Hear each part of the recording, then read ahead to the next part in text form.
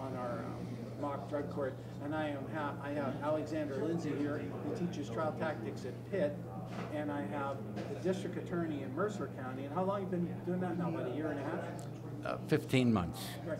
Miles Karson, and you guys are always pitted against each other, and I want to say, first of all, Mr. Lindsay, hats off to you. What you may not be aware of, I don't know if you know this, Miles, is that the factual pattern that creates the trial was written by Mr. Lindsay, like as a playwright. And I think you wrote it pretty tight, huh? Yes, in a way I regret that the jury didn't hear it all, because I think it would have perhaps balanced it a little better, because it was meant to be. But you pulled one out of your back pocket when you started chastising the government for not putting experts when we had no witnesses either, by the way. Did you notice that? I noticed that. Hey, well. All's fair in the court. I'm sitting there going, I don't know if I'm going to throw a penalty flag or not.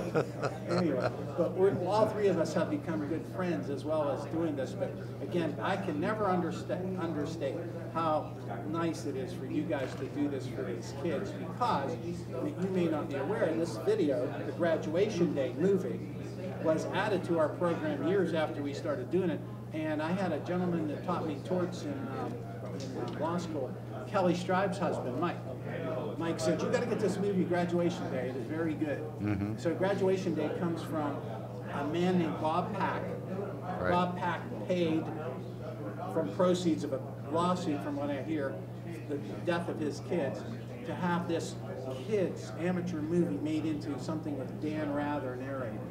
But even he seems to have trouble getting kids to look at it. But Mr. Lindsay, now that you made it a trial, the kids are engaged. And I have to tell you, thank you again. Anything else? Anything you wanted to say about your closing argument? You talked about the scapegoat thing. Can you explain that in a little more depth? Oh, that's a reference. It's an interesting thing. Sometimes in a closing argument, you give a jury, you want to get their attention, and so what you do is you teach them something. Often I think that we as lawyers, when we're speaking to a jury, we're teachers first and foremost. And I always thought it was interesting, the origin of the word scapegoat. We say someone is a scapegoat for this, someone is a scapegoat for that. And the origin of that phrase goes back to a Bible reference in Leviticus 16, where the children of Israel would, every year, they would go before Aaron the high priest. It's what's called the Day of Atonement, and they would confess all of their sins. And there were two goats that were brought forward. There was the sacrificial goat, who was the goat that they would sacrifice to the Lord because of the sins. But the other goat's the one that's interesting. Aaron would take all of these sins and he would place them on the head of the goat. And then they would take the goat out into the desert and have it wander away. And that goat was called the scapegoat. And so the origin of the term scapegoat means is when you're taking everybody else's sins and placing it on the head of one individual, we call that person the scapegoat. But it comes from that biblical goat. And then the obvious connection was, and you know what, I could see this if I was a prosecutor, and I do both sides, I've done both, I can say that, you know, that's obviously a calculated decision that you went in to say, we're not contesting that he was DUI. No. And sometimes, you know, some other lawyers would say, I'm going to fight to the death on everything, make him prove everything. But that seems to be playing into what you want from the jury by saying there's some responsibility. Is that right? Well, what it really is as a lawyer, I always have a theory that there's a 5-step process that you need to get an acquittal. Number one, you want the jury to like you and trust you. Like, I'm a no BS guy. I'm going to tell you the way it is. I'm not going to kid you. He's guilty of those offenses, and I'm not going to argue something I don't believe in. So one, the jury likes you. Number two, the next step is to try to make the jury like your client, have some affinity with the client, humanize your client. Step three is to make the jury want to find for your client. In other words, if they could find a way that they'd like to do this. 4 is you show them a way. And for example, in this particular case, the way is that one element. You find the one element, this is what you do. And the 5th one that perhaps I didn't stress enough is you go from this is your way to do what you want to do to if you really follow the judge's charge, you're compelled to do it. I'm sorry, folks, you don't have any choice. You've got to find a client not guilty on that count even if you want to. we didn't perhaps dwell enough on that in this particular case. Well, and again, I want to emphasize the fact that this is done in front of a live audience, which doesn't happen in a courtroom. And we have kids that have to be fidgety and whatnot. So, I have to tell you, as a 30-year attorney and an educator for 10 years, and a school assistant principal, and a coach, and I've been a failed politician a few times, communication, man, both of you were just like right on. You just like, it's just great. And I can't emphasize enough now. I can see where that scapegoat thing now, you would basically say that, and you did say to the closing the jury, paint the picture of the Commonwealth being a little bit greedy. They want it all. It's not enough. They want one guy to carry all of these burdens. And in the movie, again, if you had more time to develop it with a real jury, I'm sure you would come out and said the sins of the parents who bought the alcohol, the sins of the girl who said, take a look at the camera, I want you to say something, the sins of the guy driving through the red light that it struck them. They want his sins on my guy's head too. I think probably you would have ended with that. It's a passionate approach. But you have to be careful. Go too far, huh? Yeah, in other words, you can say you could raise the issue. One of the things is, I believe that attorneys who are too aggressive, it's a turnoff. When I used to be a prosecutor, I was almost kind of like, look, you may like the defendant. Quite frankly, I like the defendant. And he's maybe a better human being than I am. But you see, the evidence shows he actually did this.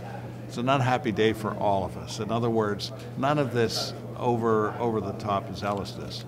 And with it being a criminal defense attorney, you can't go in front of a jury and come up with what we would call a crock. If you misstate something, I believe this, that the whole legal system, jurors in particular, are harder on defense attorneys. One slip, they'll get you. Whereas prosecutors, well, spoken by a defense attorney. Absolutely. And a former prosecutor. Okay. That's, which, by the way, is a perfect segue to you. All right.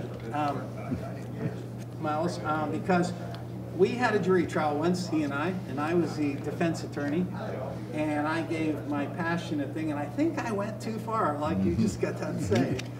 And he stood up, and I'll never forget it, he stood up and he walked over to the jury and he went, that exhale, kind of like you erased, like the dry erase board, erased half of my closing argument, the exhale alone. And then he said, ladies and gentlemen of the jury, this isn't Perry Mason. This isn't, who was the guy Andy Griffith played, the attorney? Matlock. Matlock. He was saying 4 or 5 TV shows. He said, this is Mercer County, Pennsylvania. And he gave it that statesman-like approach, which, so tell me how this played into what you normally do. In terms of this case? Yeah.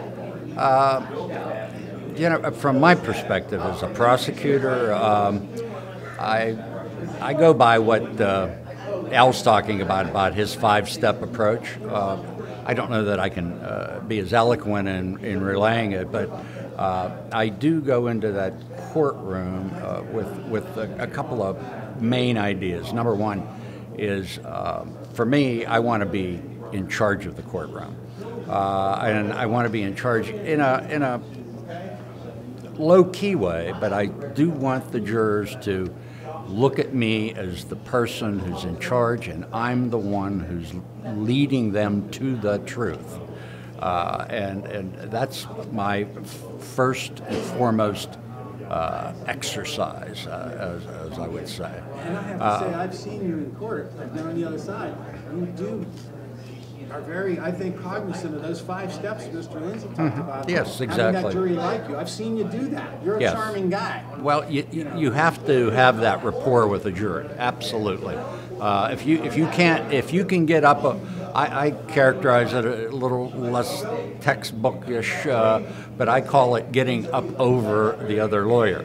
And that's in terms of being back in control of the courtroom and being control of that jury, and that like factor is a huge component of that control.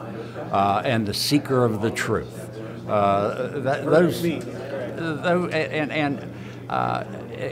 from my perspective as a prosecutor, under no circumstances do I want jurors looking at me as someone who's trying to hide the ball or round corners. I am rolling it all out. And when I was on the opposite side and did the civil side of defense work for years, I approached it the exact same way. I'm in this courtroom to make sure that this jury has the entire truth, all the facts in front of them. So whether you have the burden of proof or not, you and he seem to agree that there's at least 3 elements that you both agree on. For sure. With that For sure, for sure. I'm not trying to lead, in a Commonwealth's case, lead jurors to a path of acquittal. I'm just the opposite. I'm trying to lead them to the path of conviction. Again, because I've evaluated my case, I have a duty to do that. I have a duty to do justice first and foremost. And that means that I'm trying someone on charges that I have facts that I can put before a jury that would sustain a conviction. I don't just do that for the heck of it. Now, gentlemen, as we close, you guys have always come and always been here, and I know, aside from being an attorney, that both of you have a message that you can give these kids. And if we could take you maybe one at a time, and I'll go to you first, Miles, because I went to Mr. Lindsay first last time. What message would you like to leave the kids if we had more time and they were still in front of you, because they're going to see this? Well, the last thing they want really is to have to interact with me in a professional way. So I would say to each and every one of them out there, if you come before me or the Mercer County District Attorney's Office, it's not going to be good for you. That's your duty. That's my duty. That's absolutely. That's the hat we wear. Of course, if we tend to say, well, gee, that's what the anvil of litigation is. Absolutely, and I don't mean that. You know this. He'll push you back all they deserve. Sure. That's your job. Absolutely. You know, I can tell you this: if I lived in Mercer County, I would feel very comfortable that you are our top. Thank you. So, Thank Mr. Lindsay, you. what message would you give the kids? Going to a party, drinking too much, and driving into dangers. But there's another danger that is not stressed enough, and that's simply drinking too much. Every holiday season, every prom season, we read in the paper that a young person, perhaps in a fraternity, is overconsumed alcohol. And you see, young people are not attuned to what happens. You drink alcohol and you're too intoxicated to drive, and then you get tired, and then as your blood alcohol gets into the 0.28, 0.31, you start to get into a stupor state. It gets up around 4:0 and you die. And you're surprised. And what happens is, I always say that we have what I call the odorless, tasteless cheerleader killer. It's vodka. And here's how it works, and this is why we use so many young girls. Guy goes to a party with his girl, and he's 235 pounds, he's a linebacker, and he's got a 110-pound cheerleader on his arm. He drinks beer, but she's 18, 19, she doesn't drink beer. She's not used to it. So they make a concoction for her made up of some type of fruit juice, and they put in 3 shots of vodka to fill up the glass. He's got his glass, she has her glass. Now, the way alcohol works, she is consuming 6 times the alcohol with 3 shots, and she's half the weight. With the same volume of liquid? With it, well, it's the alcohol, Right, the okay. drink. Because every one of those shots contains the same amount of alcohol as one beer. So with each drink, she's 6 timesing him. That's exactly right. And he's pacing her. So he drinks 3 beers, and she's, in effect, had 18.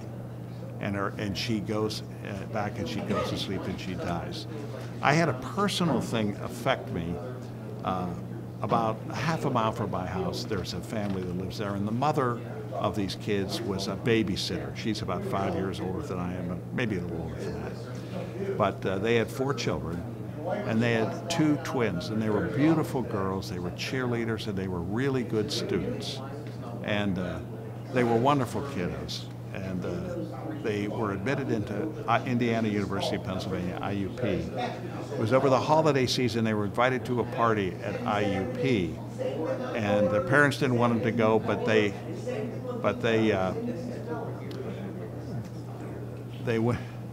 went to the party, and anyway, and one of them had too much to drink, and one of them died that night. Oh my. What happened is that I remember going to the funeral home, and their parents just beside themselves. How could this happen? You know, their daughters, against their wishes, went to this party, and one of them was found in a bedroom dead.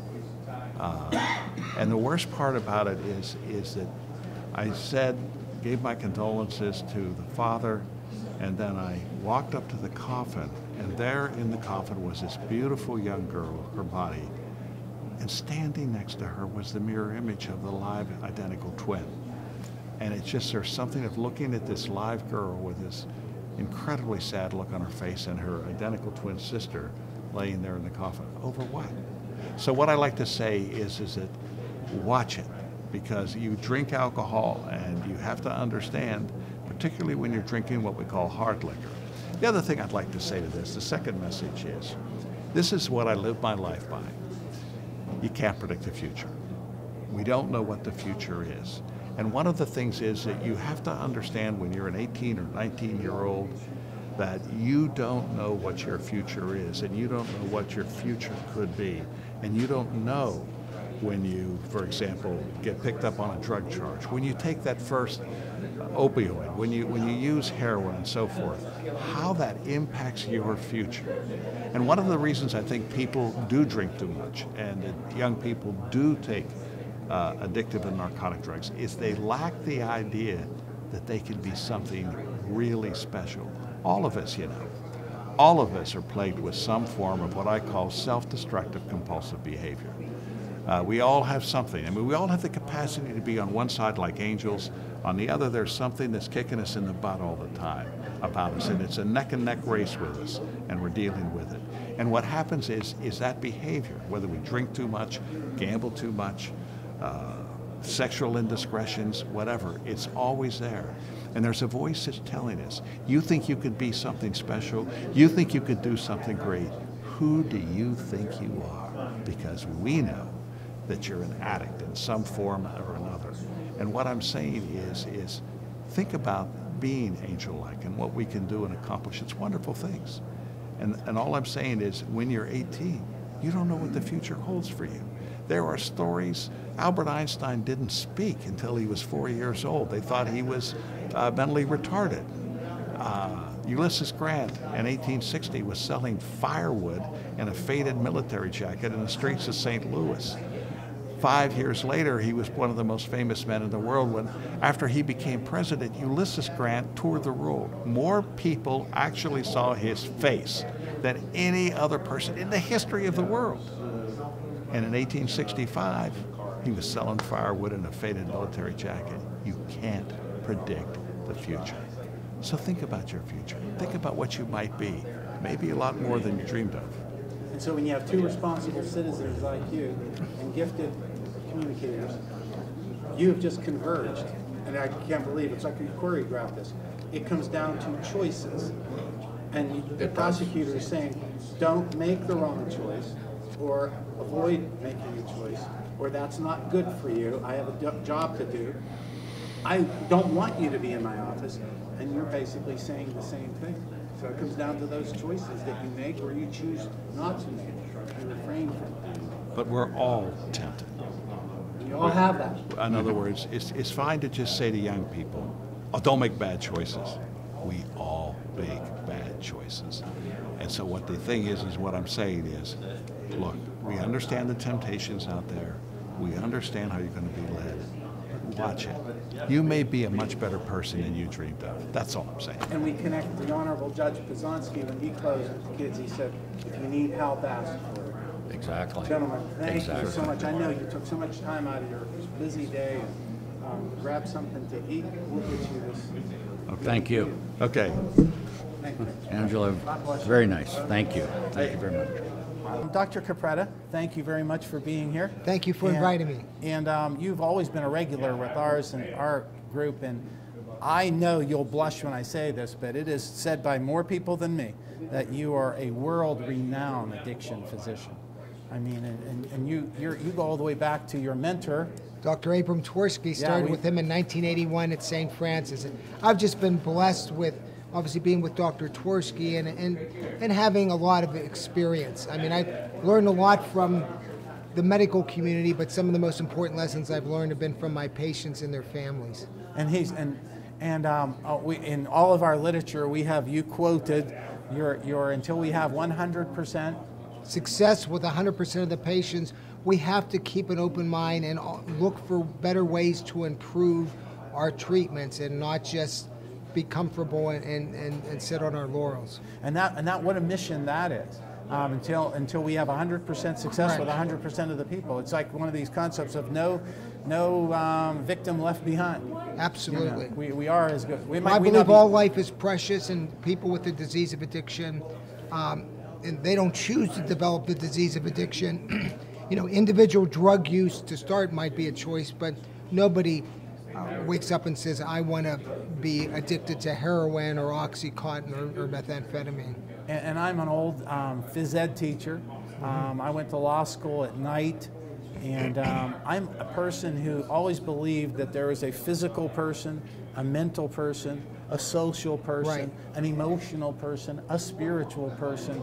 And I remember the first time I ever heard you talk, you went right down that list. Right. My mentor, Dr. Tversky, taught me years ago, addiction is a biopsychosocial spiritual disease.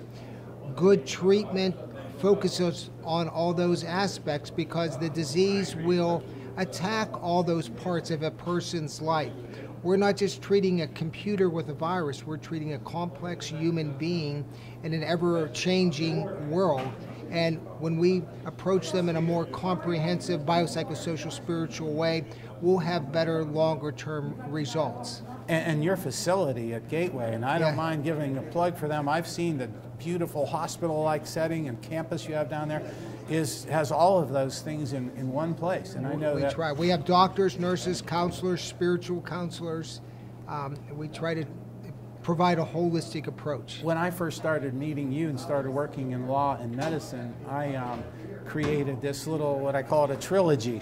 And to me, it was a three-legged footstool. A three-legged footstool is a worthless piece of furniture if a leg is missing. So the three legs on the footstool at that time was the law, the coordinated counseling. I'm always going to use that word coordinated in my butchering of medical terms, and medicine-assisted treatment. That was kind of like, it was the limit of my knowledge at the time. And what I did is I started talking to courts. If I can get a defendant to engage with me before I go in front of a judge, even before he gets to a plea bargain, and get into real treatment, incorporating as many of those things as possible, then I can do something good for him. And this young man behind us here that's filming this actually created a diagram for us. It says that when a person has a legal problem and a medical problem, an addict, he's probably in the worst position ever. It's the perfect storm, having a legal problem and a medical problem. And then we said that we can maybe take the happenstance of the legal problem and the medical problem and make them both support each other. And so that when we go in front of a court now, your treatment can now become extended care mandated through probation. And we've experienced amazing success with that. Right, and that's a wonderful So a lawyer and a doctor can become very, very good together. Yeah, absolutely. It's no secret that people with drug problems commit crimes, often to obtain more drugs. Most of these people were not career criminals before that. Right. It was their addiction that leads them to that. Now, they're still responsible for the consequences of their behavior, but if you don't treat the addiction, that behavior will continue. So they'll suffer, society will suffer. If you can use leverage through the legal system to encourage, inspire, require them to get the help they need, it's win-win. Their health is better, but then the crime goes down. The society is better. And we actually, you and I have been hanging out together long enough to see that happen. Oh, absolutely. I've seen it in so many cases. Far less cases. It's a no-brainer. And even if you don't care about the individual, it saves money. You know, it saves taxpayers money. It's less costly to do that than to keep incarcerating a person in the price of crime and the price of other medical costs that they'll go through if they don't get help for their addiction as it progresses. And then what we did is that we actually went down the road with your expert instruction. Every time you are at our events, we kind of modified it a little bit because we believed that when we go in front of a judge and they're sentenced, sometimes there's 20 people in the courtroom to be sentenced, and they have minutes to spend with each file. We can actually ask for a special listing of the case, that's allowed in our procedures, or you can walk into court with a doctor like you who has always cooperated with us and give us an individually prescribed extended care strategy. Yes. And I literally have been known to have my secretary send it to me by phone from a doctor, print it and attach it to the sentencing order. And now what I've done is made long-term extended care binding. And so what a great way for the legal community to help you. Right, right. And we need more of this in in a the non-criminal case where it's just somebody who's violated the law. Absolutely. And I hope that this expands not only locally but throughout the country. And that was our next step that we've evolved to now. We see diversionary courts, and I know you've had a lot of experience with diversionary courts. Right. We believe, and I'm giving you an editorial by saying we believe, Angelo Papa believes, whatever that's worth, it might be worth nothing. I believe that diversionary courts serve a very, very, very valuable role. However, I'm also concerned about the concept of one size. I think one size fits nobody, not even the intended person. I think when it comes to legal and medical issues, the doctor and the lawyer need to work together to individually prescribe the treatment strategy, not have a strategy that's just made cut and paste for everybody. No, you're absolutely right. Treatment should be individualized. It should not be one size fits all. It should be based on an evaluation by trained medical addiction professionals for their treatment needs, and obviously a trained attorney for their legal needs, and put those together.